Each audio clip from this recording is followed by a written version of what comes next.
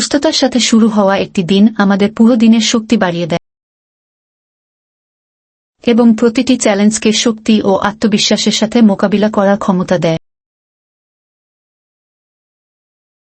সকালের নাস্তা বানানোর সময় প্রতিটি উপাদানের যত্ন নিন, কারণ এটি আপনার দিনের মেজাজ এবং শক্তি নির্ধারণ করে।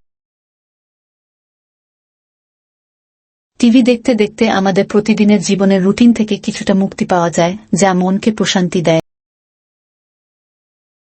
দিন শেষ হলে আমাদের মনে থাকা উচিত, প্রতিটি দিনের অভিজ্ঞতা, সুখ এবং কষ্টই আমাদের জীবনের অমূল্য শিক্ষা।